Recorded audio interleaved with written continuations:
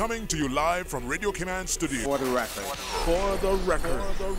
Hear from your government officials, independents, and the opposition on issues that matter to you. The record. Engage in an open dialogue between residents and lawmakers. For the record. The record.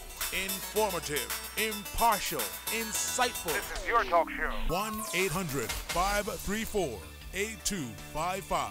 Your calls, your input. This is For the Record. And now, your host, Orit Connor. Good morning and welcome to For the Record. Whether you're here in the Cayman Islands or if you're listening overseas via the web. And we know that many of you are listening overseas via the web. Spoke to my friend, long-term time friend, Mr. Clarence Forbes in New York. He's got his iPod sorted out now with being able to get the Cayman Islands radio stations, and in particular Radio Cayman was having problems with tune in and connecting to that. So he's now got a new app downloaded on his iPad, and he can now get Radio Cayman loud and clear. So that is good to know. So if you're like Mr. Forbes and listening overseas via the web, I want to welcome you to For the Record, which is a show produced by the management and staff of Radio Cayman, and it is designed specifically to keep you abreast of issues as they arise and play out on the local, regional, and international scene. I have had the privilege of being selected to be your host, and coming up on the 26th of this month, will be 1 year since For the Record has been on the air on Radio Cayman. A year goes very, very quickly. So I want to thank you, our loyal listening audience, for allowing us into your homes, into your vehicles as you traverse the roads of the Cayman Islands, and into your places of work, whether it be an office, a cubicle in an office, or whether you're working outdoors on construction sites or other areas. I've been to some construction sites and I've heard the radios, going there, and people say, oh, I just finished listening to your show and now I'm listening to the music on Radio Cayman, or I'm listening to another talk show that goes on a little bit longer. But again, thank you very much. And for those of you who enjoy joining us on the telephone or toll-free number, let me remind you, is 1-800-534-8255. You can also call us on 949-8037 and 949-6990. And of course, if you don't like to talk on the telephone, then you can email us at For the Record. That is one word, For the Record, at candw.ky. Today, we have two-thirds of the trio that we normally have on Friday. Myself, I'm here, along with Mr. A. Steve McField, prominent local attorney. Mr. Chris Saunders is not with us this morning.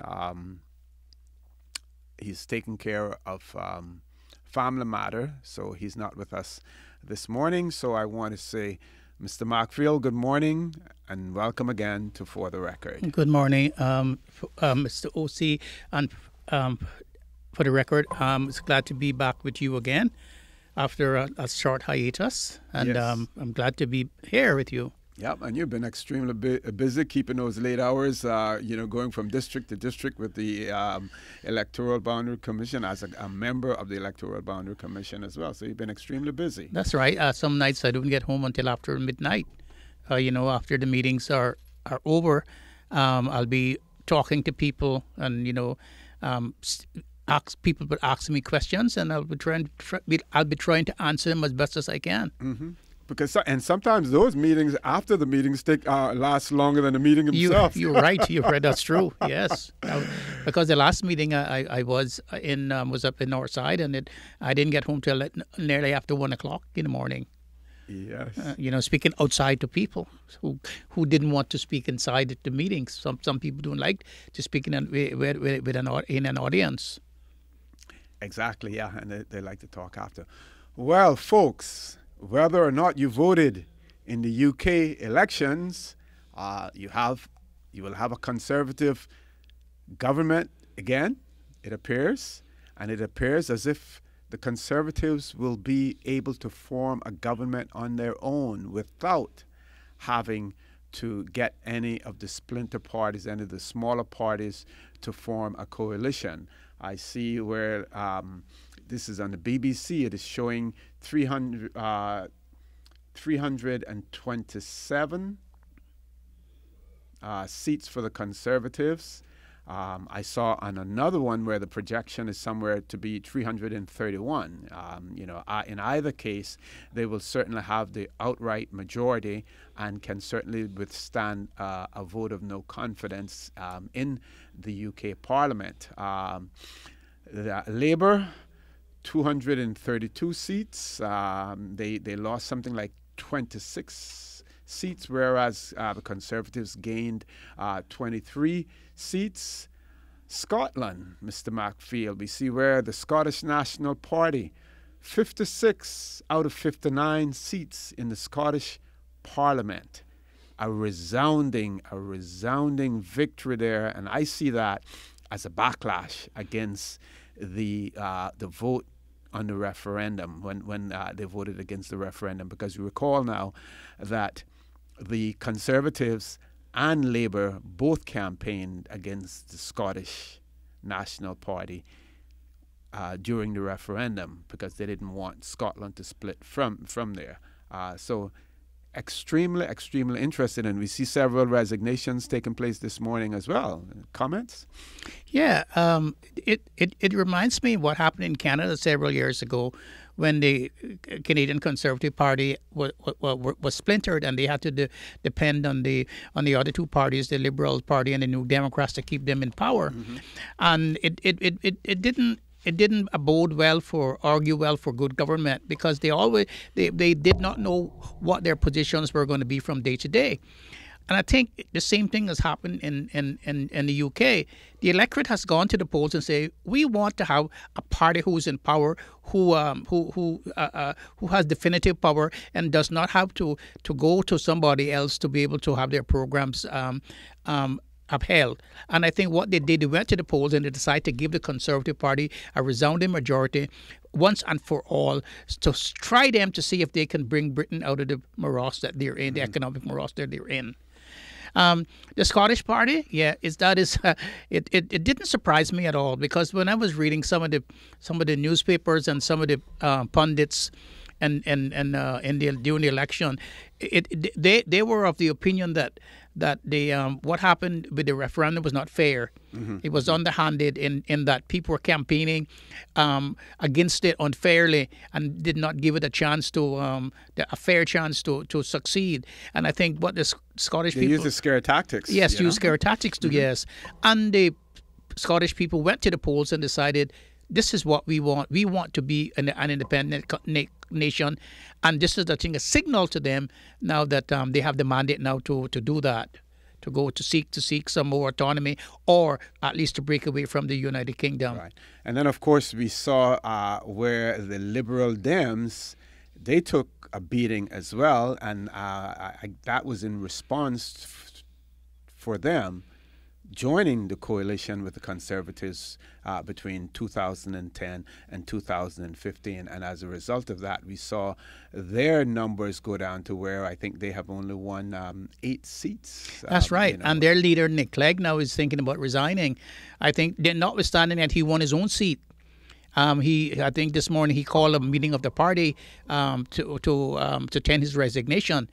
And even the Labour Party is the worst it's the worst beating they've gotten in many years. Since what was it, Neil Kinnock? Since Neil Kinnock, yes, and they lost all the gain that Brown gave them, and now they are now in a position where they cannot even put up a good opposition against the Conservatives now.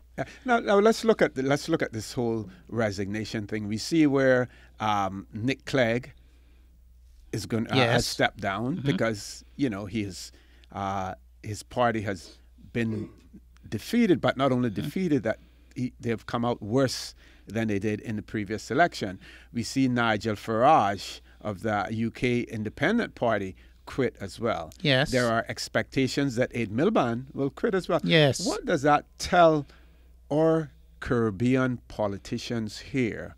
Who, and when I say here, I'm not talking about just in the Cayman Islands. You're talking around the Caribbean. Around the Caribbean, where leaders make these attempts to hold on to power, irrespective of what the results are, rather than giving new blood, and in many cases, young blood, an opportunity to lead a party and to see what sort of response they will get in the next election from the electorate if there is new leadership there. Because our politicians like to hold on, and that's why we end up with these dynasties or dinosaur dynasties that we end up with sometimes in the political sphere in the Caribbean. That's right, and that's right. You see, there has always been a convention in England, especially, that if you don't have if you cannot bring effective leadership to the table, and also in Canada too, if you cannot bring effective leadership to the table, and especially the table I'm talking about into an election table, then that you have the you have the responsibility to resign if you cannot make your party better off, and it means that the views that you campaign on, the vision that you had for the party was not the right vision, and therefore you should resign. That does not happen in the Caribbean, because people believe that the party actually belongs to them, and we do not share the same political philosophy as has been shared in those other countries. Of course, it should be. And good common sense that if you cannot benefit your party, if you cannot move your party forward, if you lose the position that your party had in the legislature, in the parliament, that you ought to resign and give somebody else in your party a chance to have a different vision from yourself. Yeah, you have to man up, and that's the manly thing to do, statesmanly thing to do. To move. Now, talking about Canada, where you're much familiar with, I don't know if you saw the news over there, Alberta, where the Conservatives, took a beating there. Yeah, took a beating there. Yes, took a beating there. And that may be a writing on the wall for any upcoming general election as well. Yes, and I see Justin Trudeau's oldest son, has now gained the leadership of the Liberal Party in Canada. So that is another dynasty building again, because his father became a leader of the Liberal Party and was Prime Minister, I think, for 3 terms, and And people are saying that it was because of his father's position in the party that he's now the leader of the Liberal Party, while others are saying that he's a great politician, and that it's in the blood, and that he's probably Canada will probably have a Liberal government in the future again, but in Alberta. But in Alberta, that was never expected. And it's oil rich. It's an oil rich conservative state. It was the most conservative state in Canada, conservative province in Canada. They never saw that coming. Yep, very, very, very interesting. Folks, I want to remind you that you're listening to For the Record. I'm your host, Orit Connor. My guest in the studio with me this morning, we have prominent local attorney and member of the Electoral Boundary Commission, Mr. Alan Steve McField. We will talk a little bit about the Boundary Commission, about the meetings and stuff like that. And I'm sure Mr. McField will tell you whatever he's saying in his capacity, personal capacity, not necessarily as a member of the commission, because he's not here representing the commission. That's right. Now, he's here, as a political analyst for the record. We're going to go to a break now, folks, so please stay tuned as we will be back shortly.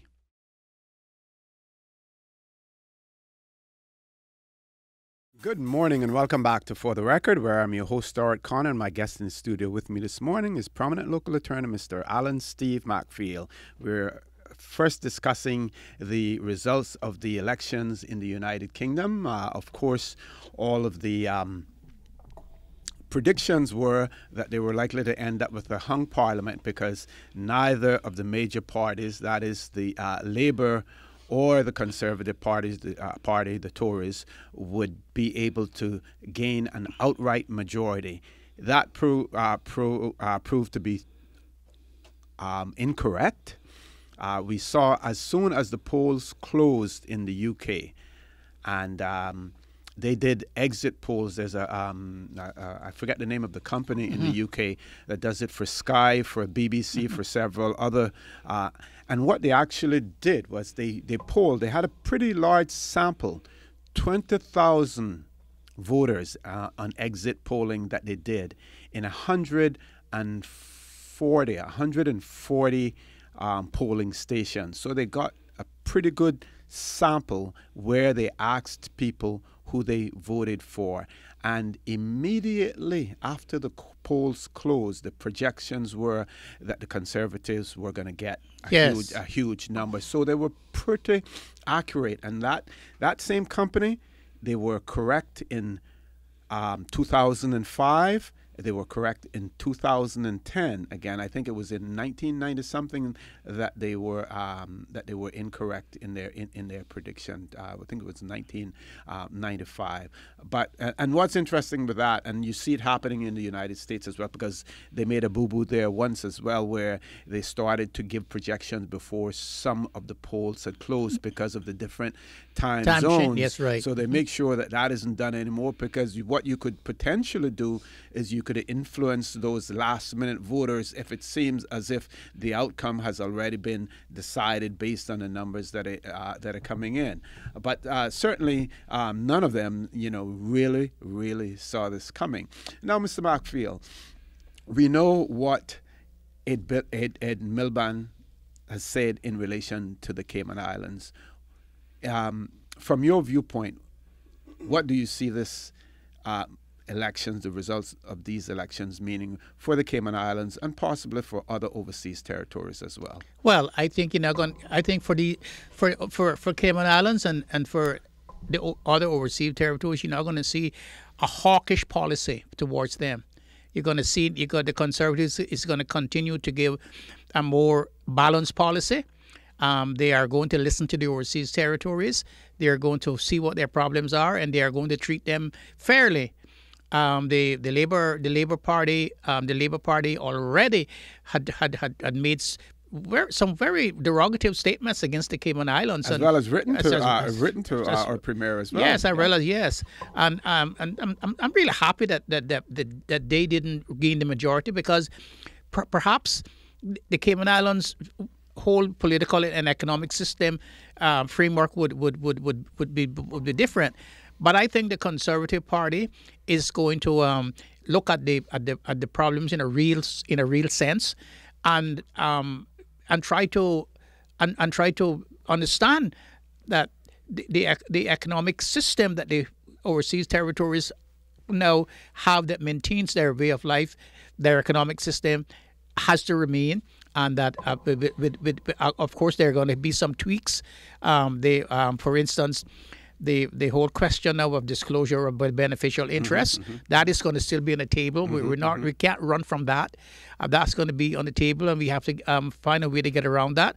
But other than that, I think the system and Ari, what we in Cayman and the overseas territories do not understand is that we are a colony. We are a territory. The guy, Mickey. Yes, I was going to just say you started to sound like Mickey Hurston. Yes, he's always reminding us. He's always reminding us about that. Yeah. And how that illustrates is in the whole decision to take the passport system away from us and to print the passport in the United Kingdom. if people do not understand that move, if people do not understand what that means, then they really do not understand what it is to be an overseas territory and to be a colony. Exactly. And again, if we look and we use Scotland, as an example, we saw where the Conservatives and Labour do not want Scotland to split from the UK. That's right. We saw how they handled them, and that's their own that they're dealing with. That's their own people in their own territory. So we see exactly what we can do. Now let's look at the Scotland situation. We see that the vote there as a backlash against the referendum, and I know I have to trod carefully here, with this, because as a member of the Boundary Commission, I don't want to throw you too much into the politics, of it, but so I'll sort of like take the lead on this one. I think again that the powers that be in the Cayman Islands need to take note of that. Let's take that and compare that to the campaign on one person or one man, one vote. The expectations that the electorate have, despite the Compass's poll that they had in there today, because I see they put out a poll there yes. that talks about the majority of people wanting Bodden Town, North Side and East End to be combined. I think that that's a decision not for the rest of or the Compass or the other districts in the Cayman Islands, but for North Siders and East Enders to make that decision. So he came up with a huge percentage there, whereas the percentage was pretty big also in terms of the fact that we should have the single-member constituencies. But it is quite obvious that where the Compass's position is in relation to East End and North Side, whether or not that is being done, we don't know what reason that is being done, but certainly it is there. But getting back to my point, if any government, it is my belief that if any government fails to implement the one man, the principle and the concept of one man, one vote, and bring that into legislation, there will be a similar backlash like the people of Scotland have done, because they're now having expectations that they will have, before the next 5 years go by, that they will have another referendum, despite the fact that had the Labour won the majority of seats and were forced to go into a coalition government or seek the support of the Scottish National Party, that they would have had much more leverage there. Yeah. They still feel that they're now one of the major players in Westminster. They are one of the major players with 56 seats. They are, and I think you're gonna soon see the move now towards another referendum to get to define this question once and for all. And with 56 seats out of 59, I don't know if they may not pass a resolution. Come to pass a resolution in their own legislature to that effect. It might not be a referendum. They might challenge the Westminster because they have the power now. They have the seats now to challenge Westminster now, to challenge 10 Downing Street now, of what they want to do. Yeah. But let's go back to the Boundary Commission. One of the things that the Constitution says that the Boundary Commission has to do, that it has to go out into the public to seek their input and their advice, to seek their input and advice.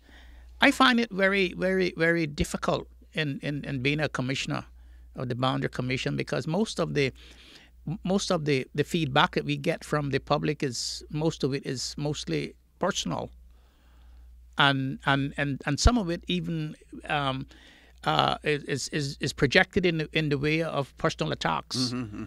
And I don't know if it's because I'm a local and the other two commissioners are women, that they believe that they believe that they could do that and get away with it.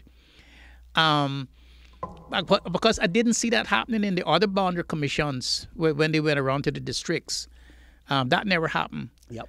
Perhaps it's because it's a different time, and the question now is more acute.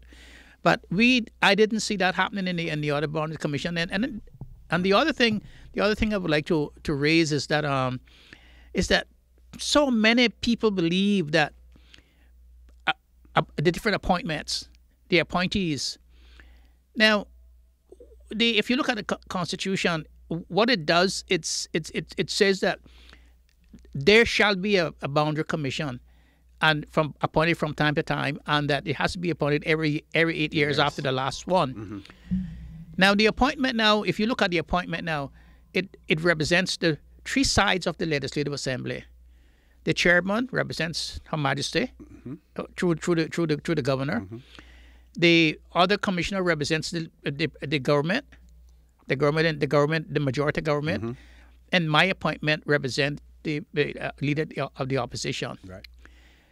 But my appointment does not say, the Constitution does not say that I have to take what the leader of the opposite direction from that person. Mm-hmm. And I do not have I have my own personal views about single member constituencies. But I have to lead them off the table. Yep. I have to abide by what the Constitution says. And somebody made a comment and says, well, you got to stop Steve McPhail from reading Section 89 of the Constitution.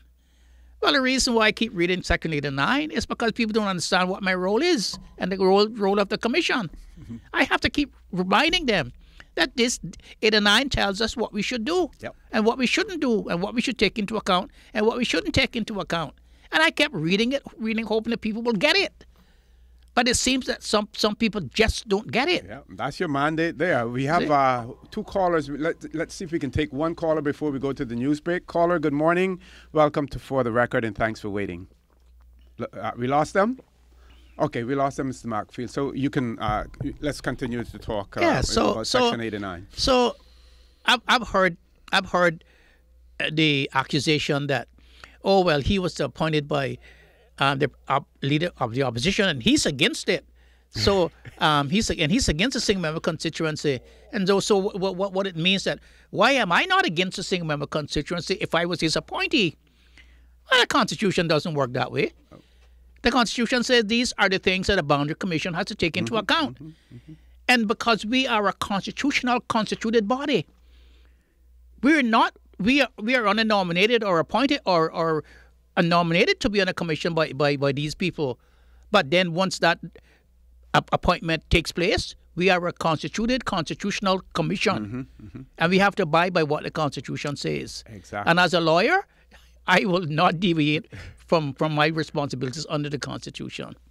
Yeah, because one of the meetings, I heard, someone remark that you were nominated or appointed by the leader of the opposition. Yes. That's a fact. That yes. We all know that. But that's where it ends. Yes, that's where it ends. That's where it begins and where it ends. That's where it begins, where it ends. And I have to be unbiased. I have to perform the role that the Constitution says that I should perform. The duties under the Constitution. I don't have to take somebody else's views.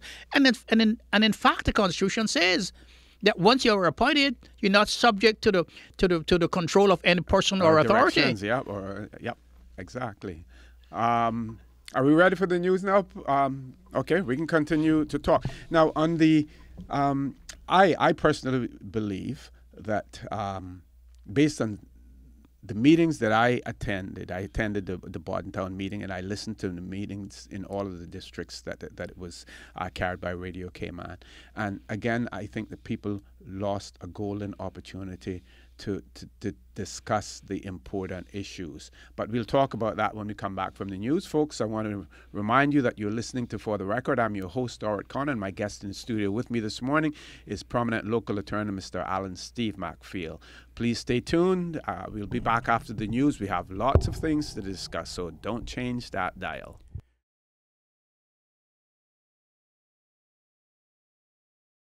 Good morning and welcome back to For the Record, where I'm your host, Dorrit Conner, and my guest in the studio with me this morning is prominent local attorney Mr. Alan Steve McField, who is also a member of the Electoral Boundary Commission here in the Cayman Islands.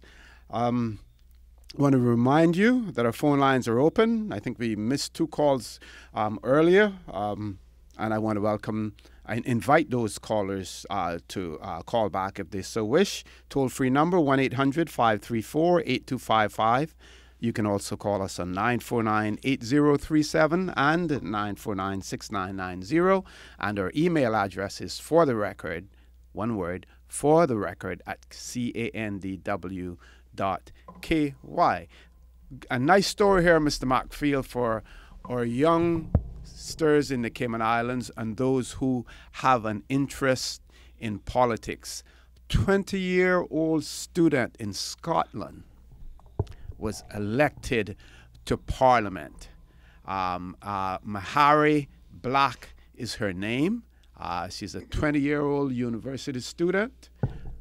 Hasn't even gotten her completed her degree yet, and she has been elected. And not only that, she beat a political heavyweight in Scotland as well, a former minister, Doug Alexander. That's who she defeated in Scotland. Again, goes to show you the ferocity of that Scottish vote. Good message for our young people here, huh? Yeah, is it not only the ferocity of the Scottish vote, but it shows the power of the young people. And the young people now are putting their own people into the institutions now, like the led parliament and stuff to represent their views and their positions in the societies in which they live. And I wish that that story could be expanded outwards, especially in the Cayman Islands, to show the Caymanian young people what they can do, because they have the vote, and because they have the vote and they have the right to represent themselves. Right. When we come back, we have a caller online. When we come back, we want to talk about that vote in the Cayman Islands. I want to talk about the we have heard some figures about possibly 5,000 unregistered persons in the Cayman Islands, and who those, if that number is correct, who those unregistered voters or potential voters may be. Let's take the caller. Caller, good morning. Welcome to For the Record. Good morning to you, Mr. Good morning, Mr. Hurlstone. We were talking about you earlier. Mr. McPhee was reminding us that we were a crown colony. Yes, I guess it sounds like a broken record now. No, but you got to keep repeating it. That's how people remember. This thing from West Bay, I know you both know who I'm talking about. That's a broken record now. Yeah, sound like a long playing record. I think. Yeah, Mr. McPhee, it's wonderful and fortunate that we do have you there on that Boundaries Commission, because you explain at every meeting that what exactly your mandate is. People think you're there to advise them on how they should choose whether, the aspect of it, whether it's good or whether it's bad. You explain exactly what you're there for, the cold, hard facts of what is set out for your mandate in the Constitution. I'm glad of that, really glad of that. The people can give their opinions, and you'll note it, and that's important, their opinions. And the thing with Great Britain's election there, it does seem as if now, personally, I don't think it's going to really matter that much to us who is Prime Minister of England. But that's just my point of view. We're a crown colony, so anything can swing anyway as the fortunes and misfortunes swing the way of England. But they now seem to have a mandate to get Britain much more voice in the European Union rather than just going under everything that Brussels says. It seems to me that that's the opinion I got, that they're mandated now to call on our referendum. And when you speak to many, many British people, which I do in my job, touring people, that most of them I've ever spoken to are not happy with Britain's membership being in the a Union. part of the European Union. They're not happy with it. The other thing is this: I think Scotland sent a loud message with 45% of the people who voted saying independence. I think that's a powerful message to Britain. The relationship cannot be the same from now on. And they can't ignore them. Yep, they can't ignore them. They can't ignore that powerful voice. And when you spoke about this, but when you spoke about this thing with the passports now going to be printed, because I'm baffled that people are not more concerned and are not talking more about this, because I view it with great trepidation. I'm very concerned about this. I wonder why have we contacted Bermuda and keeping close, since they're about the closest thing to us in the economy. We manufacture both of us negligible things, nothing of anything to speak about. It's basically the financial world and the tourism, both countries, and we're at the same high standard of living, etc. I wonder why aren't we contacting them, seeing how they feel? Maybe we could get together with them, the power that they have with a much more sort of advanced constitution, and seeing if we couldn't get the passports to be printed, say, in Bermuda or here between the two of us, and we could put together both countries and purchase the necessary advanced machinery to do those passports, that needs to be read this electronic way and so forth.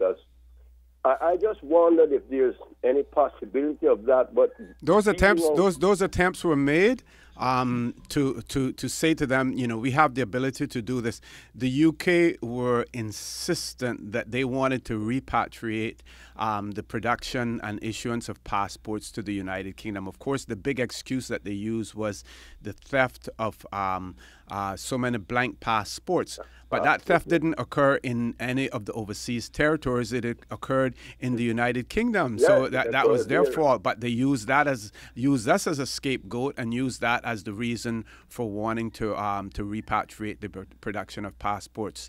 Go ahead, Mr. Hurlstone. I think we should still press on and make an attempt instead of just rolling over and playing dead at trying to get them to think otherwise.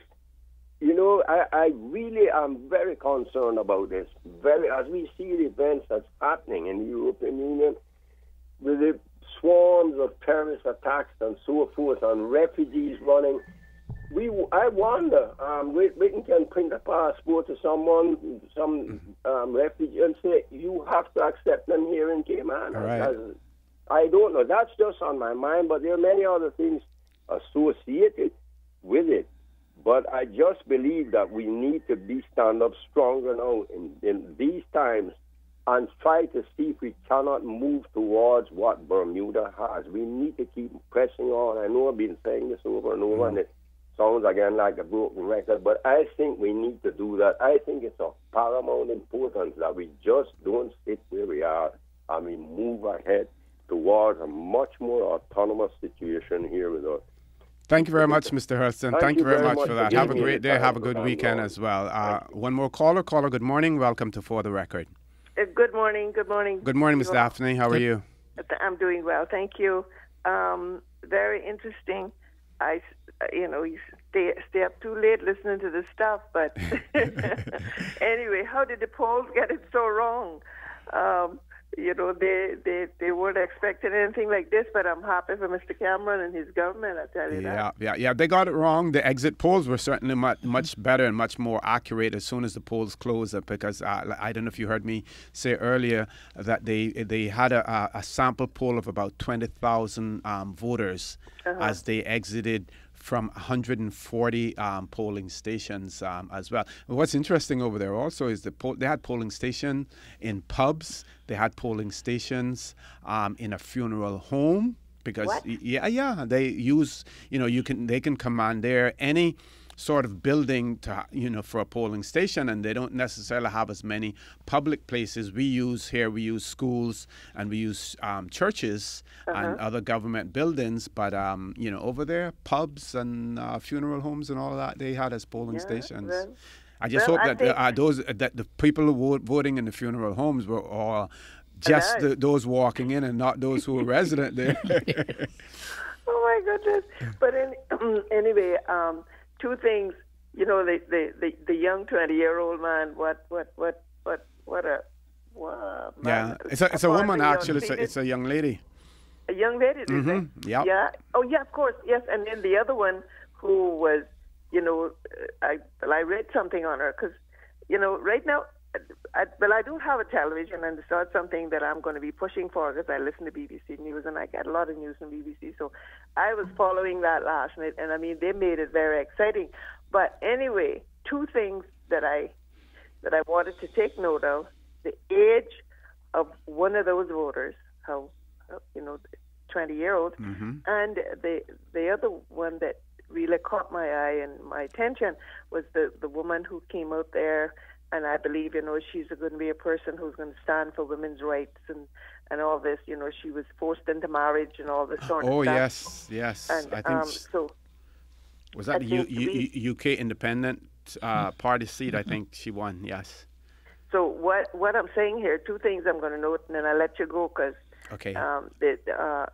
tonight is also a very big night in, commemorating the 70 years since that war was finally over there in Europe, but and that is something to take note of. But as far as the election is concerned, I think we need to look for also individuals. I wouldn't want to see this going all the way through in our own legislative assembly here, but I'd like young people to take note of what they can do and what they're able to do if they work really hard.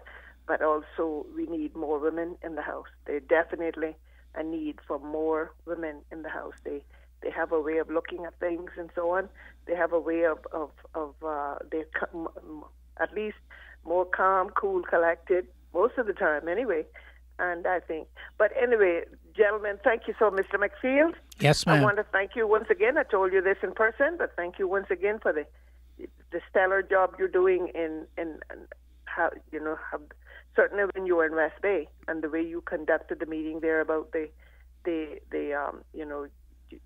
getting all these different constituencies and all the information you're trying to gather. You're doing a fine job, and I'm glad that you have that Constitution in front of you. And believe me, you were saying a lot of things there that maybe individuals had not until now realized.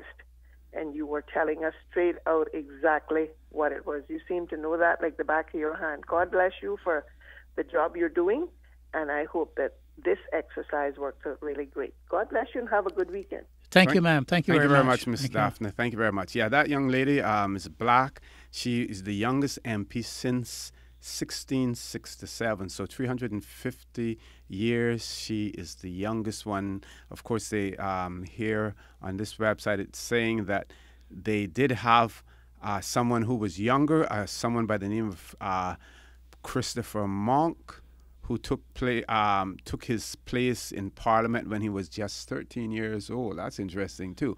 One more caller, Paul. No calls. Okay. Take a break now and then come back. And folks, you're listening to For the Record. I'm your host, Stuart Connor. My guest in the studio with me this morning, Mr. Steve McField. We're going to talk more about elections in the Cayman Islands, voting in the Cayman Islands, as well as soon as we come back from the short break. So please stay tuned.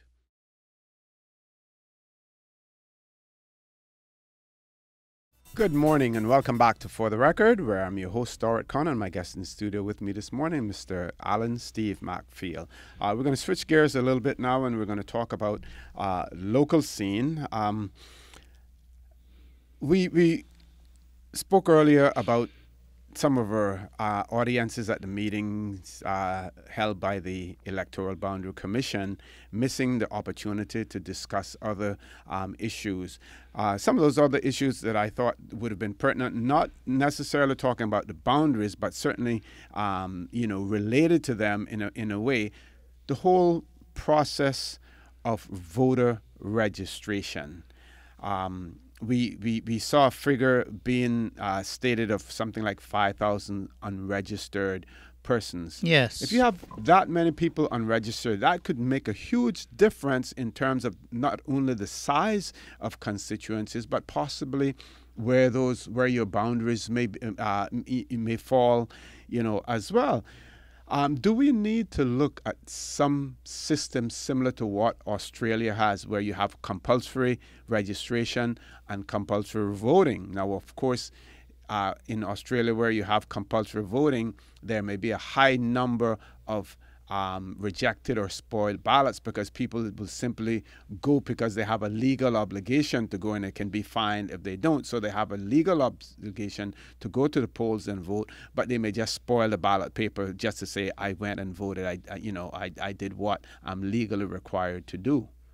Yes, and one of the problems that we have to here in our jurisdiction, we do not know in what areas that those unregistered voters are. Mm-hmm. If we knew that, then we could plan better for the future. If you are going to move for single member constituencies, if there's an affirmative vote in the legislature for single member constituencies, we would know how to plan. A boundary commission would know how to plan. But if you don't know where those voters are, those potential voters are that are not registered, then you really can't plan. But yeah, it is my personal view that you have a civic duty to vote, and that if you refuse to exercise that civic duty, then it should be turned into a legal duty. That's what I believe, and I believe the Australians have it right. As you have said, it does not necessarily mean that you are going to get an 80-90% turnout, or that you're going to go and vote and not spoil the ballots. But that is not the issue. The issue is that you should have a right to exercise that civic duty to vote for the people who represent you. It's the same as a jury duty. You know, once you're selected, you should have to go and serve for duty. And I understand from speaking to some of the young people, and I spoke to a few young people, some in my gym, but did I go? And I say, well, he's not ready. Oh, that's why you stay in such, fine shape for those 80-something years, yes, Mr. Markfield. Yes, no, you gave away the secret. No, yes, I try. I try to get into the gym 3 times a week. Wow, good. Excellent. 3 times the evenings a week. But I said to these young people, why you're not registered? And they said, well, I don't want to serve. I don't want to be a juror. I don't want to serve in jury duty. So I think I am not sure, but I understand that the large majority of non-registered voters are between the 18 and 25 or 30 years old. There's a huge gap there in that age where people are refusing to come to vote.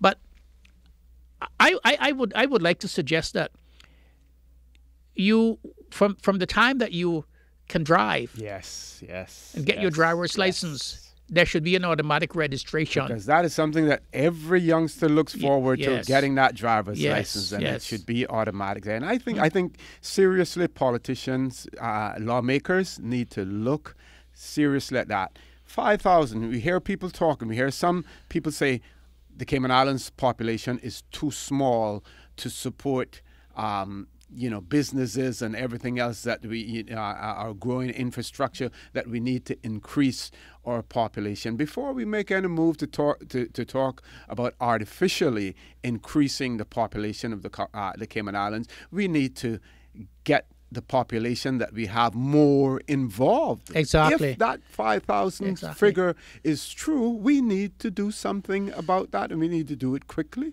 Well, the problem that we have is that we're not growing as a population. If you look at the figures, I think there are something like 54% Caymanians out of the population, and 46% non-Caymanians.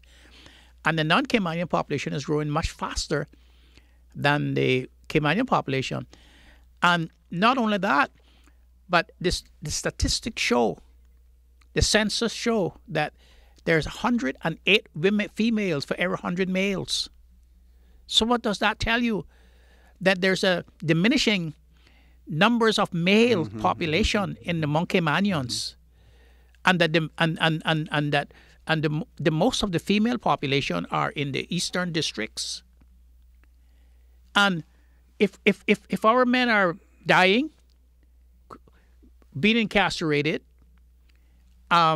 being subject to to unemployment, that cannot afford a family. That is a very serious problem that we have. So if this trend continues, in the next generation, the Caymanians are going to be in the minority, and with all of the immigration problem things that we have to do with people who come into our borders, like give them security of tenure and whatnot, and things like permanent residence where they can vote, they are going to be the majority of the voting bloc, and Caymanians are going to be in the minority. Yeah. Well, speaking of immigration, I know that there's something that you want to raise, and before we get to that, I just want to say again, and this would have been on Radio Cayman's news and some of the bulletins as well, that today, the Friday the 8th of May, is the last day for the acceptance of applications for British Overseas Territories passports, the Cayman Islands passport, for the passport office, because after today, all applications will be routed to the United Kingdom. So, and I know some people have made last-minute decisions and realized that their passports have expired. I would imagine that the passport office is going to get an onslaught, of people coming in there today. So I just want to remind you, if you're listening out there, check your passport. If it is expired and you want to get it renewed in the Cayman Islands and not have to wait 4 weeks or more for it, do it today. Today is the last day for it to be done. Now, Mr. McPhail, I know you have some immigration things that you want to talk about, so I'm going to hand right over to you to get into that discussion. Yes, all right. I have an immigration matter. I have a situation where father brought his daughter into the island. The daughter is now 5 years old. Brought her from another jurisdiction. He came to work.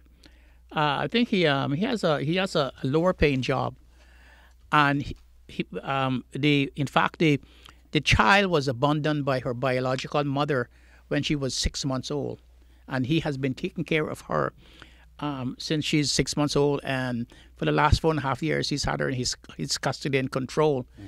So he brought her to the island when he got a work permit to come to the islands. By the way, his mother is Caymanian, and his stepfather is Caymanian. So his mother, so the child's grandmother is Caymanian. Because his job is paying less than $3,500 a month. He's only making, I think, $3,300 a month. The immigration said that she could not be included on his work permit as a dependent because he was not making $3,500 a month. So he decided that, well, can my grandmother help? Can her grandmother help? And the immigration said that there would have to be some kind of court order with the grandmother, between the grandmother and the child, for her to be able to stay on the island, to have her visa enlarged, extended, and so they gave her extensions of time pending an order from the court. So they came to see me, and we made an application to the court on the Section 10. It's we call it Section 10 application under the Children's Law that just came in several years ago for a resident order on behalf of the he and his mother, the grandmother. So the court after hearing the matter and we fulfilling all the things the court wanted us to do, granted an order on behalf of the grandmother and her son and the child's father jointly. A Section 10 order, we call it, a resident order on the mother's behalf.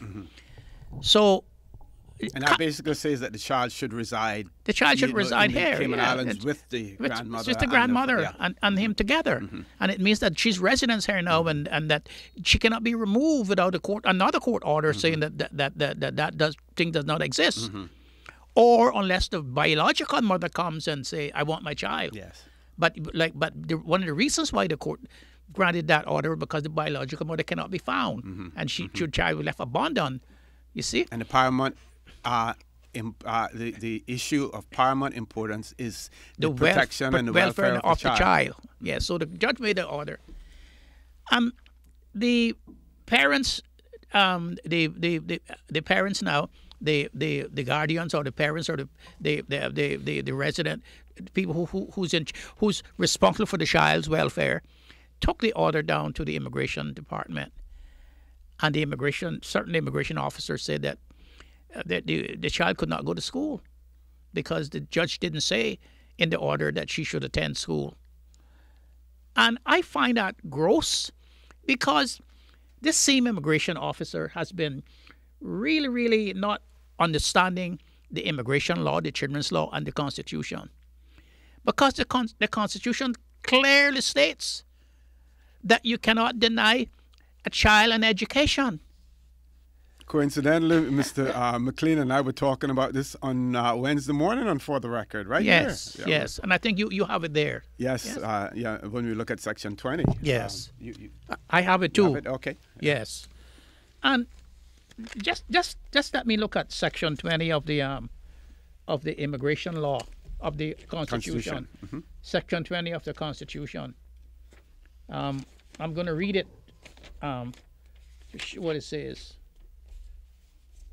Just give me it says education. It says this section is without prejudice to Section 10. And it says government shall seek reasonably to achieve the progressive realization within available resources of providing every child with primary and secondary education, which shall be subject to subsection 3, be free. It doesn't say a Caymanian child. It doesn't say an East End child. It doesn't say a West Bay child. It says every child. That means that every child in this jurisdiction has the right to have a free education. And when you look at the whole preamble to the Constitution, when you look at the whole preamble to the Constitution of the things that we should take into account, when you look at that, we have to be a Christian nation. It says here that we have to be a Christian nation. It says a caring community based on mutual respect for all individuals and their basic human rights. A country committed to the democratic values of human dignity and equal and freedom. A country with an educational system that identifies and develops on a continuing basis the abilities of each person, allowing them to reach their full potential and productivity. And a country that provides a comprehensive health care system. And all of those things. And a country that honors the sacrifice of seafarers. And all of these things is what the Constitution is based upon. In fact, it comes first in the Constitution. It's even before the Bill of Rights. You see? And yet we have immigration officers refusing to abide by the Constitution and refusing to abide by a court order and refusing to understand what the children's law says. It really bothers me that we have people in this country, and especially in that department, who refuses on their own without seeking legal advice. And I understand that they have legal advice in that department. They have lawyers. They have lawyers there. Yeah. You know as well. But when you see a court order, that is something that you must take seriously. Exactly. And as a layman, you don't try to interpret what that court order means. Seek the proper legal advice on it. Yeah. Don't try to run down advice yourself. Don't try to be your own lawyer. That's right. So I know that the government, members of the government, is listening to this broadcast this morning, to this statement this morning, and I say to them that I'm not going to allow this thing to just fester. I am going first back to them and give them another chance to abide by the court's order and to abide by the Constitution. And if not, I am going to go viral with this. I'm going to go international with this. And then I am going to come back and I'm going to take a case in the Grand Court. Yeah. This is terrible. Because they can be ruled in contempt of court, exactly. As a result of that. Exactly. I think we have one caller. Let's grab that caller. Caller, good morning. Welcome to For the Record. Good morning, gentlemen. Good morning. Good morning. How are you doing, Kenneth? Not too bad. I called about a different topic, but I just something just came up in regards to what Mr. Markfield just said. Mm-hmm. Am I of the understanding that Mr. Markfield said that our Constitution, the interpretation of the Constitution is that every child in this country, once they're here, should be allowed free education? Yeah, that's what it says. That's what it says. Clearly says that. Yes. No ifs, ands, or buts. No caveats. Well, I think that we need to take a look at our Constitution, and because if this becomes a realization to the masses in this country, we can have a serious problem on our hands. For space, because by all means, private school is not cheap, and secondly, we cannot provide. The government cannot provide for every single person here, and if that constitutional interpretation is correct, I think it's something for the constitutional secretariat to look at and possibly ask for an amendment to the Constitution at some point. But Kenneth, I'm not sure if that was the intention. I think that was the intention. Let's look at it. You have to look at it this way, though, Kenneth. That doesn't. We don't relinquish the control that we have in terms of who we admit here. But once we have admitted them, then we are bound by the Constitution. So immigration still has control in terms of deciding who is able to come here. So what we have to do is we have to ensure that our borders, that we control the borders much better. Well, and that being said, the immigration department has been in some serious violations for a long time, because even as a part of the government being a political assistant, I remember being told that persons on work permit have to put their children in school, in private schools. They're not allowed to go to the government schools. And we discussed that the other morning. That proves that goes to the detriment of some Caymanians as well, because it means those Caymanians who can afford to put their children in private school, sometimes they can't get them in because there's a long waiting list, because the private schools feel that they have an obligation to those children who the immigration department are requiring to attend private schools. Interestingly enough, I just drove by the high school and I probably saw the most disturbing thing I've ever saw in my life, which was a guard outside with a drug dog smelling the fences. Wow. And let me tell you something, I almost cried, because it makes me think, is this where we're at in our country, where there has to be police officers on the ground and a drug dog there every day? I mean, where is our education system? I mean, what have we come to? And where are the acts to change that notion? Am I supposed to, as a Cayman, I want my children to have the best future in the world. Am I supposed to put them in that school? Seriously, I can't.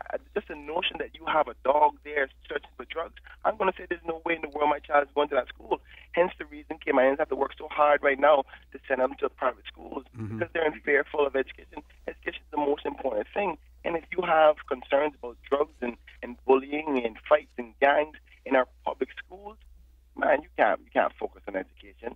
You can't focus on science and math and English when you got to be worried about all of those negative things. Anyway, I don't want to go off course, right? I was actually calling to ask Mr. Markfield his interpretation of one thing.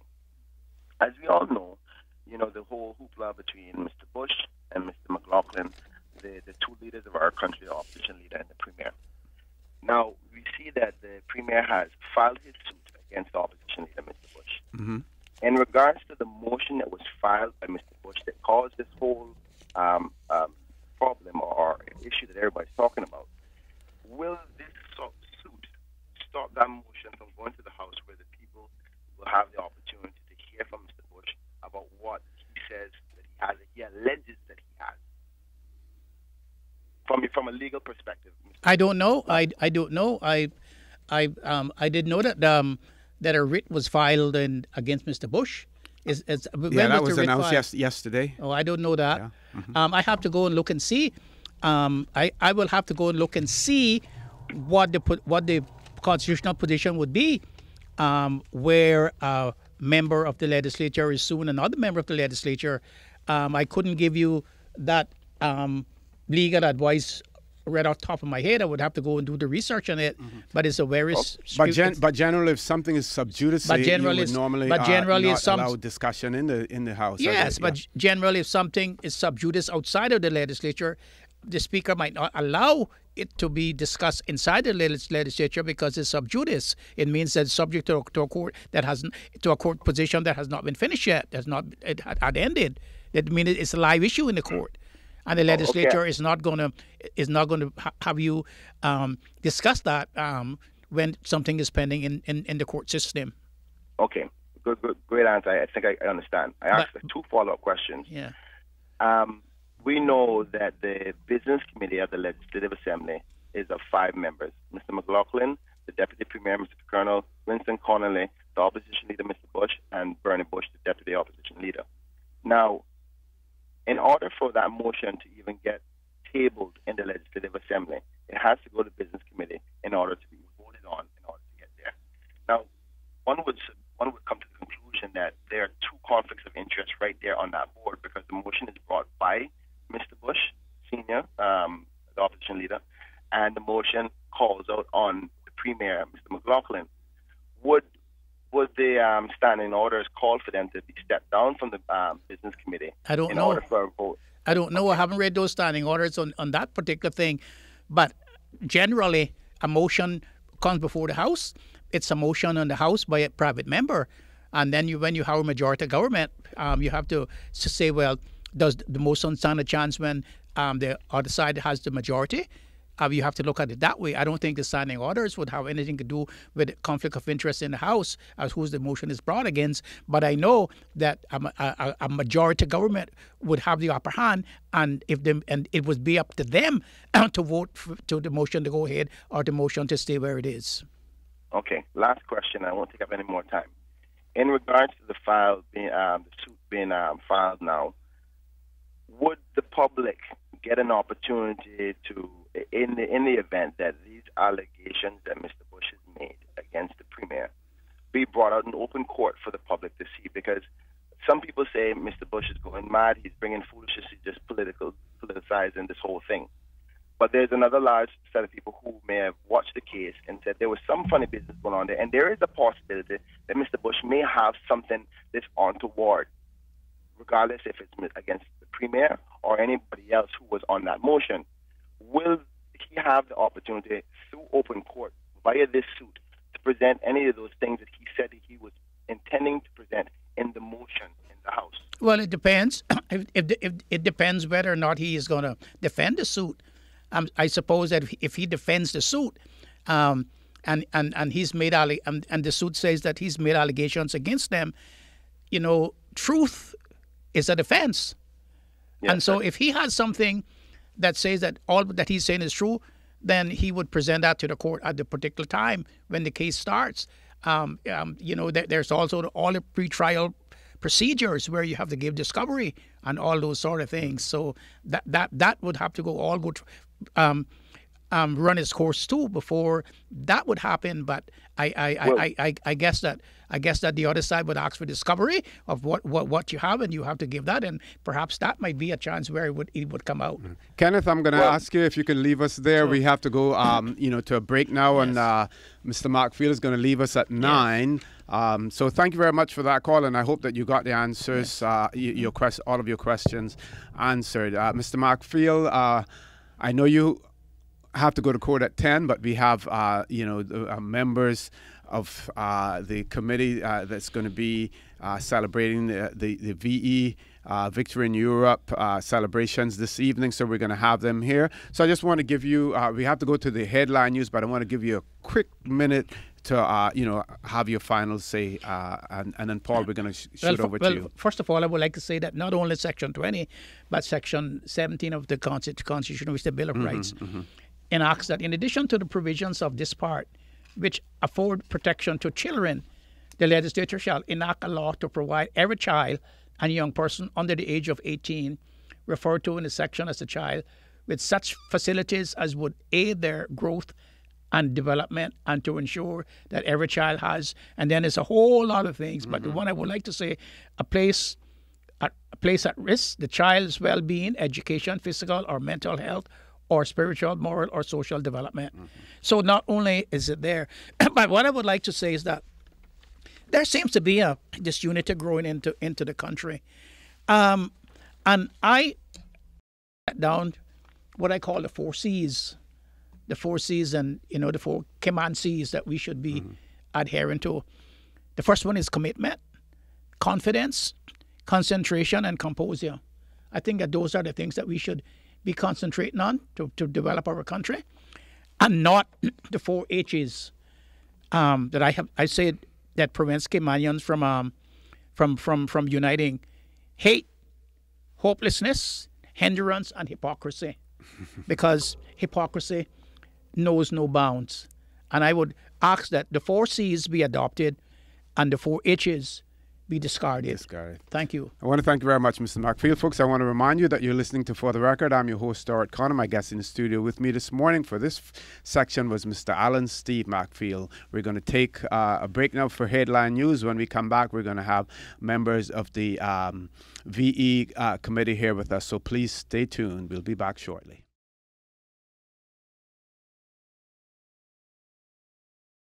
Good morning and welcome back to For the Record, where I'm your host, Stuart Connor. My guests, I have some new guests in the studio with me this morning, and we're going to be discussing VE Day, also known as Victory in Europe Day, and sometimes they call it V-Day.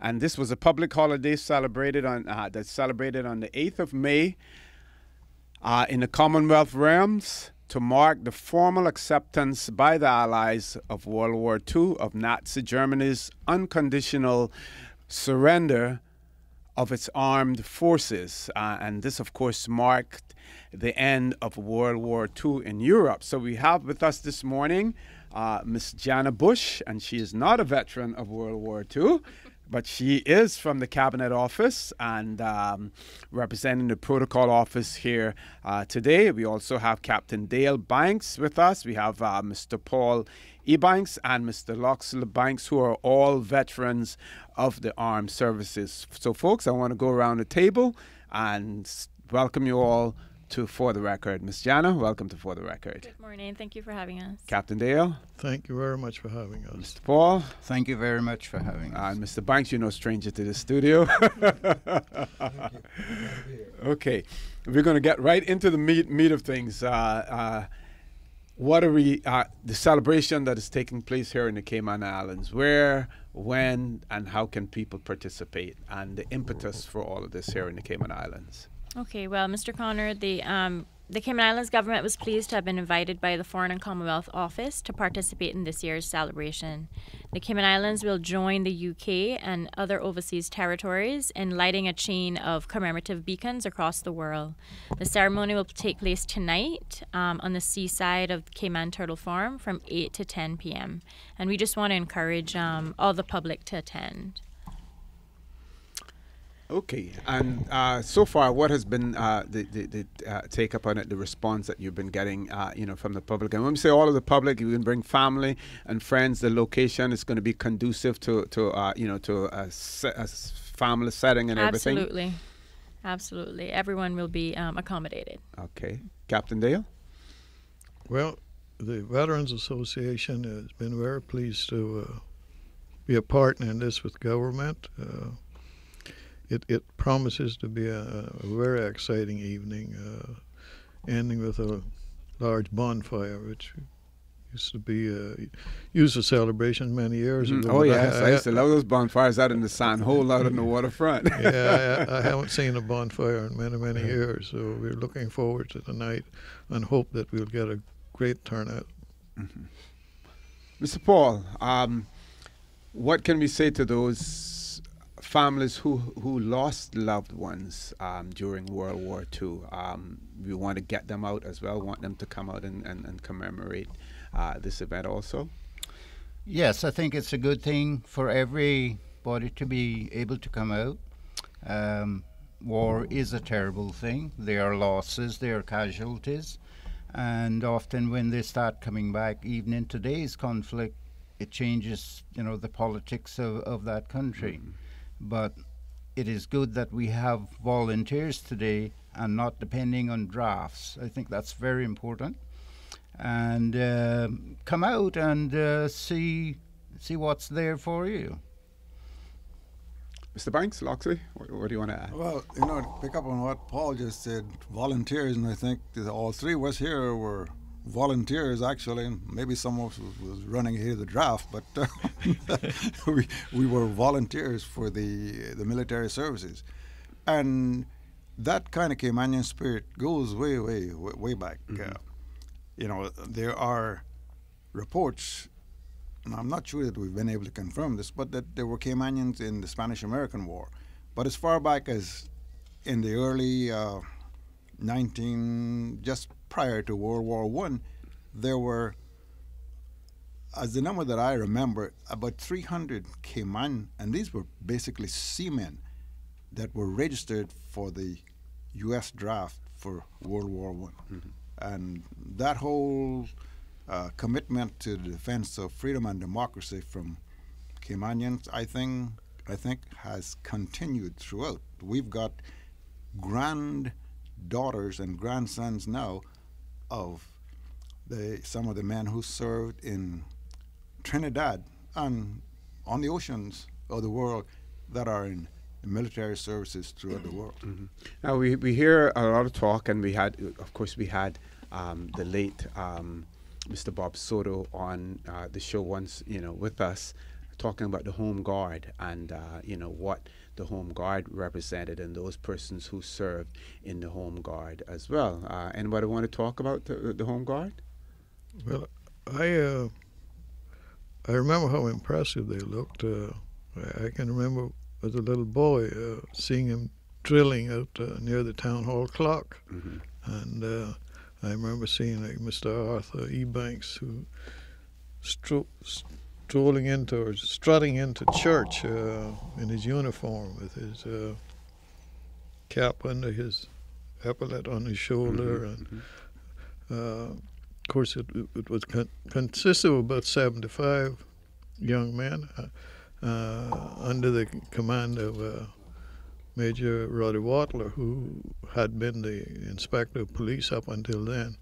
He was seconded to head the Home Guard, and Mr. Lee E. Banks took over as the inspector of police.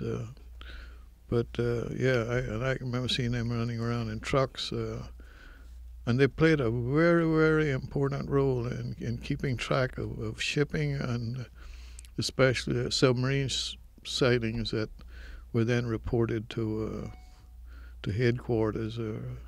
I think our headquarters for them might have been in Bermuda, I believe. I may be wrong there, but they played a very important role in keeping us safe. Okay, now, Mr. Paul, you were talking about the draft, and when you look at some wars, in many wars, the returning soldiers were seen as heroes. And then you had an unpopular war. The United States had a very unpopular war, the Vietnam War, where veterans coming home from that war were looked upon not as heroes, but as other things because of the politics, of that war. Has the whole concept of veterans and the contributions that they have made to their countries and to the world in general, are we seeing a shift now where people are starting to appreciate that again? The commitment by any government or any country to put their forces into harm's way, as you might say, is something that some politicians are reluctant to do, and it doesn't last very long when people start to say, no, we should not have been out there. But I think there is still a good feeling from people, from the general public, that when you have served, you have given not just your service, you have the chances that you probably wouldn't have come by. One of the things that I see happening is people coming back without the limbs and everything. And that is a very, very awakening thing to the general public. Now, some will say, see, I told you we shouldn't have gotten involved in that. But others will say, well, they gave their that was their sacrifice. That's their sacrifice. Folks, I want to remind you that you're listening to For the Record. I'm your host, Dorrit Connor. My guest in the studio with me this morning, talking about VE celebrations in the Cayman Islands that will take place tonight, that is. We have Ms. Jana Bush from the Cabinet Office and the Protocol Office. We have Captain Dale Banks, veteran Mr. Paul E. Banks, and veteran of Radio Cayman as well, Mr. Loxley Banks. Please stay tuned. We're going to take a short break, and we're going to welcome your calls in to support VE Day here in the celebrations here in the Cayman Islands. Please stay tuned.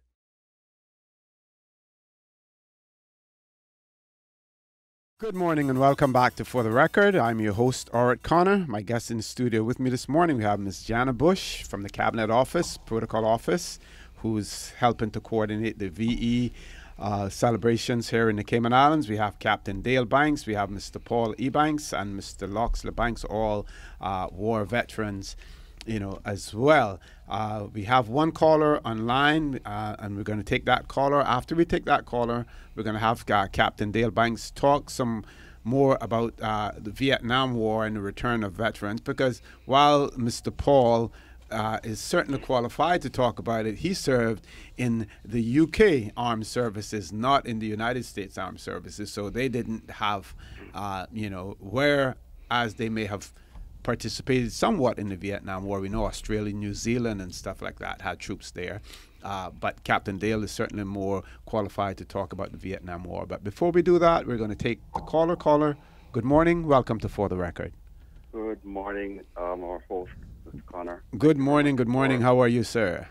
For hosting a very select group of people who represent a Cayman that has been remarkable in world history. Certainly. I think that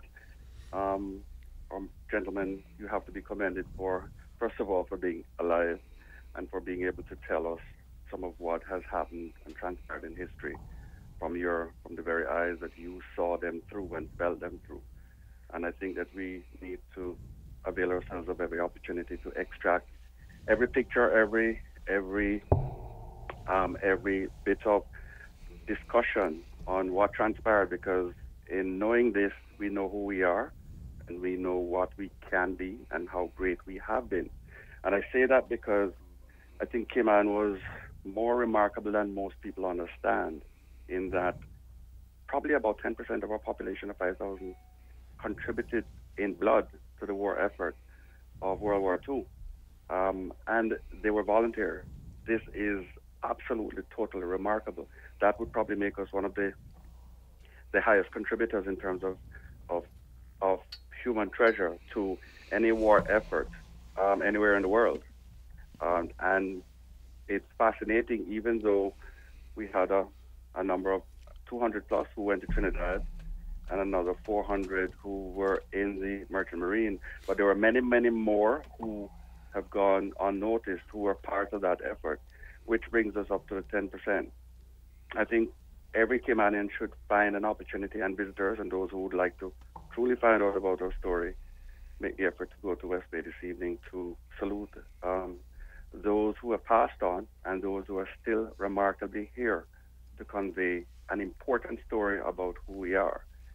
I'd like to commend our gentlemen who are talking to our young people now about what transpired. It's fascinating also that we volunteered to take at our own expenses to take the trip to England to join the war effort. Unrecruited, using your own funds. We also did not stop at that. I think Mr. Banks was an Air Force officer, and there are some of us who went to Canada, and that says a lot about heart and soul of where Cayman has been, where it is today, and where it can be in the future. Thank you very much. Certainly. Thank you very much. Thank you very much for that, Carl. Thank you. Anyone want to respond to what the caller spoke about before we go to Captain Banks?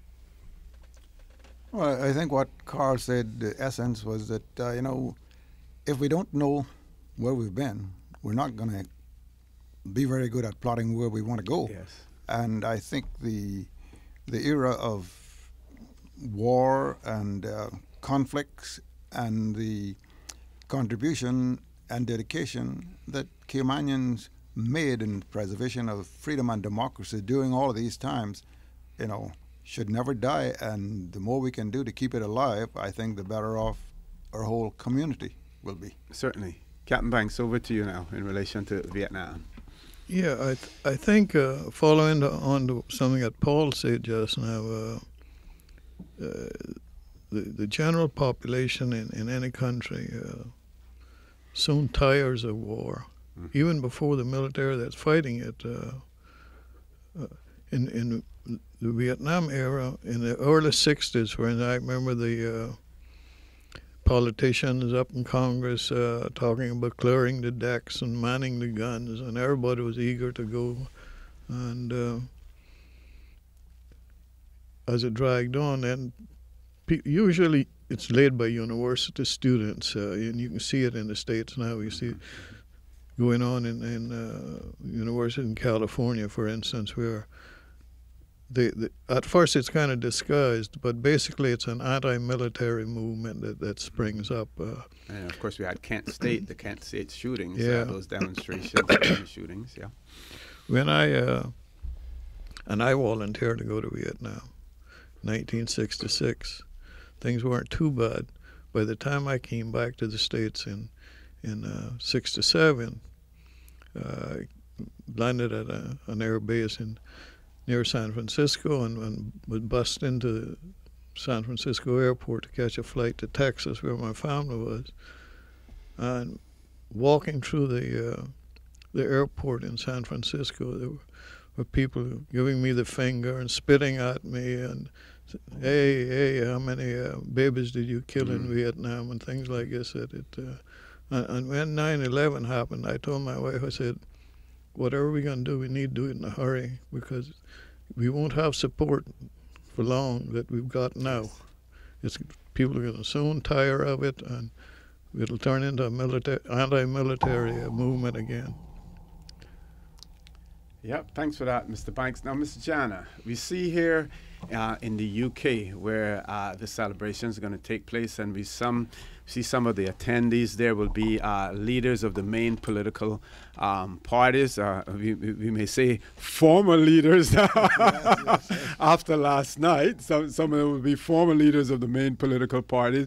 The chief of the defense staff, members of the armed forces, and representatives of Second World War veteran groups. And then they're going to have armed force charities and stuff like that there. So, a huge array of people will be attending there. On our side of the pond, who will be attending? Well, certainly the leaders of our country has recognized the importance of remembering those who sacrificed so much to protect our shores. And tonight, Her Excellency the Governor and the Honorable Premier will certainly be leading the celebration, is essentially what it will be. And Her Excellency will light the beacon. All of our leaders are essentially making an effort to attend and will be in attendance. And they recognize the importance of this to our country. And I think as individuals, we all have the opportunity to play our part as well. Okay. And the venue where it's going to be held? It's going to be on the seaside in the parking lot across from Cayman Turtle Farm. We'll have refreshments. There'll be displays. I was going to ask you about food because, Yes. people love food. So yes, food is definitely going to be a part of it. The whole family will enjoy this event, and certainly we have a lot to be grateful for, and there's a lot to be learned. Okay. Now, you're using the parking lot. Will there still be sufficient parking for people? Yes, it's huge. I didn't realize how large the parking lot was. I was a little concerned myself. But the area where the ceremony will take place will be confined, and there will be enough space to accommodate parking and so forth. Yeah, and for those people living in West Bay, it's maybe a good opportunity to leave the car at home and take a walk, and walk with the family, to the location as well. It's that certainly an event that you don't want to miss. Nope, certainly wouldn't want to. Anything else you want to say about tonight? Captain Bank? No, just to invite people to come out again. We owe all of our freedom to those that have served and those that are serving, and this is one way of showing our appreciation, and I think it's going to be a great evening.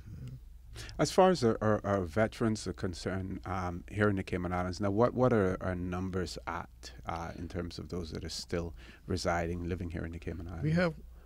Currently we have 55 members of the association. I think only 2 of those are World War II veterans of the Trinidad Navy, and maybe 3 that are veterans of the Home Guard. And that's something else that perhaps I should say, that government, the stipend that government gives to veterans and seafarers, for veterans, it's only to those who served during World War II. And like I said, that's down to about 6 or 7. So when people hear about the veterans getting all this money from government, it's really not true. It's just those few that are up in their 80s and 90s now, and most of them are definitely in need. So we try to help them out by our fundraisers. Now, what about the families of past veterans, those who have passed on?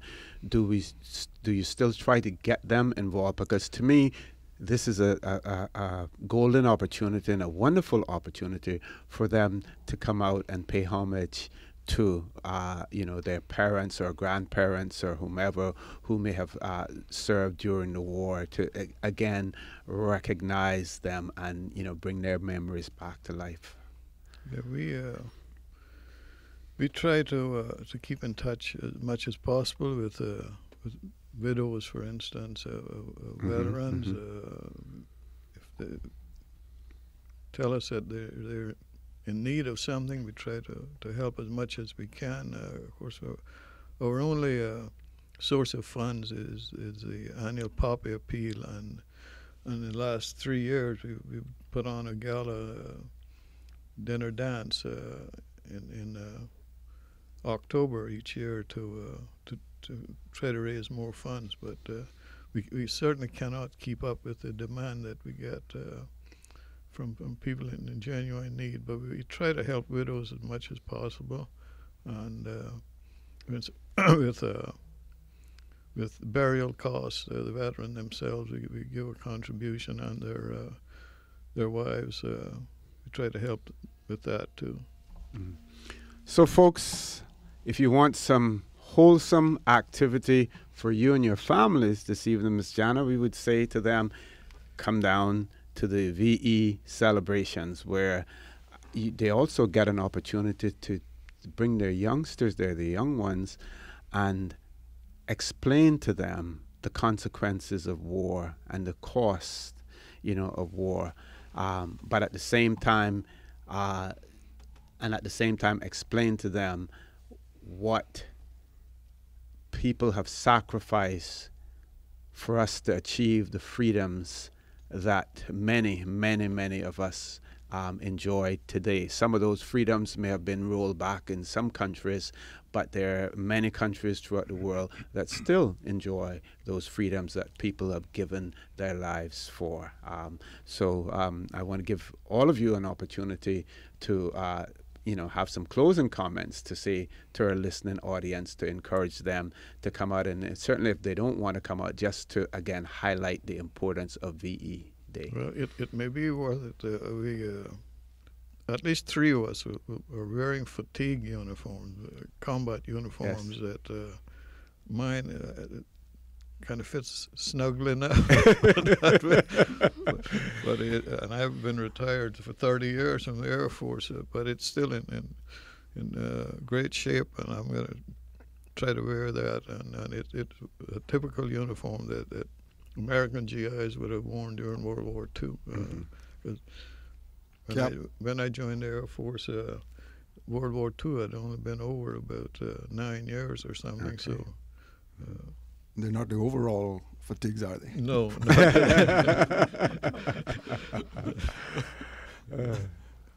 Mr. Paul? Well, it would be really nice to see a big turnout, and we know that the veterans itself depends on having a positive give into the community. And one thing that I would really like for people to understand is that when we go out collecting for the poppies, there is such a positive return to that. I mean, people not just giving, they're giving so willingly, and this makes us feel good too. So in turn, we want to be positive to the public too. So come on out and see what we're. And we'll have poppies there tonight for everybody. And if they want to contribute something, there'll be tins set on tables. But we're not out there selling poppies tonight. But we'd like everybody to wear one, so we'll have a supply. Certainly, Mr. Loxley. Yeah, and I think there'll be various displays that will give people who come out sort of visual of some of the things that artifacts of war, so forth and so on. And I go back to we had a little discussion here around the table about the descent of wars, but I think throughout mankind history, you will have the tyrants who will come up and want to snuff everybody's liberty out. And unless we have people who understand this whole concept and are willing to stand up and say, this can't happen, then we're in danger of having our freedoms and our whatever else you want to couple with that taken away from us. So it is important that people don't get too discouraged if there's another war, and there very well could be. If you look at some of the things that are happening now in Eastern Europe, they're similar to what was happening in 1938. And there are some leaders, I think, who are, as what the old people would say, Captain Dale, they ain't got no backbone or something or like that. That you see them sprouting up. So we have to be very vigilant and make sure that freedom and democracy is preserved, because without it, then,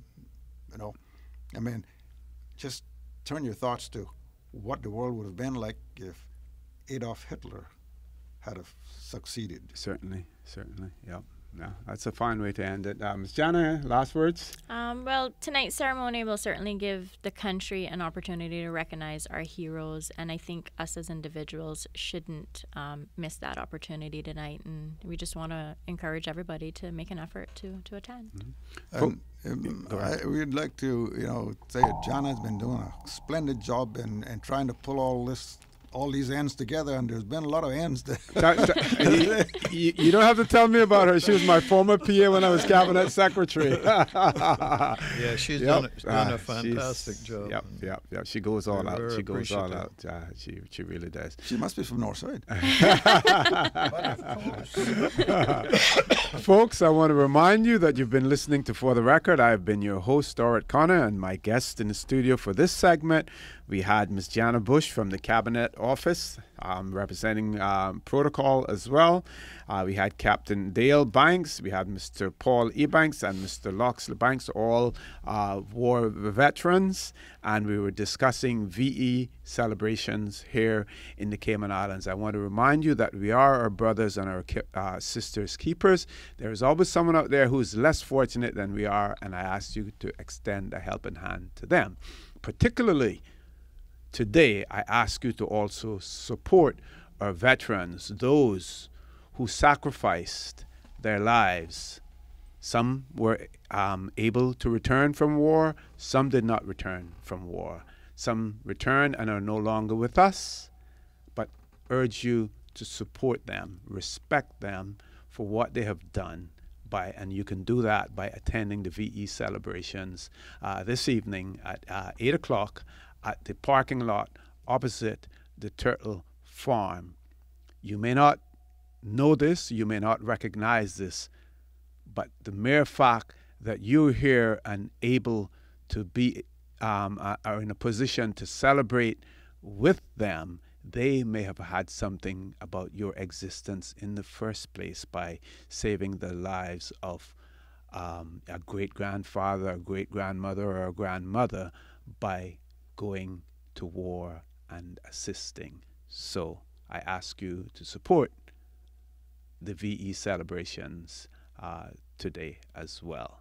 I also urge you to continue to support and listen to Radio Cayman, your radio station here in the Cayman Islands. Urge you to join Sterling Dwayne Banks at 12 noon for Talk Today. And for the record, we'll be back with you on Monday morning, because if you heard it here on For the Record, it is on the record. Have a great weekend. God bless. Stay safe. For the record. For the record. Informative, impartial, insightful. This is your talk show. 1-800-534-8255. Your calls, your input. This is For the Record.